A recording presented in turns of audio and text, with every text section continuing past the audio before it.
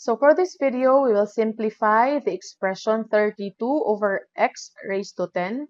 Everything is raised to 1/5 plus 4 times x raised to negative 1, and everything is raised to negative 1. So based on the properties of exponents sa algebra, we will distribute 1/5 din sa atong 32 and also sa atong x raised to 10. Same is true kining atong negative 1, ato ni siyang i-distribute diri sa atong 4 o kining negative 1 diri pud sa i-multiply nato sa atong x raised to negative 1.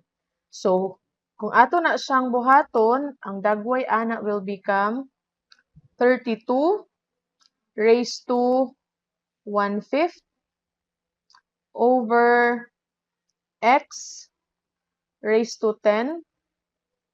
Ayan, 1/5 plus ini pong 4 raised to negative 1. Kaya ato mo na siyang i-distribute. Then x, okay, negative 1. And here is another negative 1. So if we will rewrite that, 32 raised to 1/5 is 2 over x raised to 10. Then kining 1/5 din ato na siyang i-multiply sa atong 10. So 10 times 1/5, it's x raised to 2.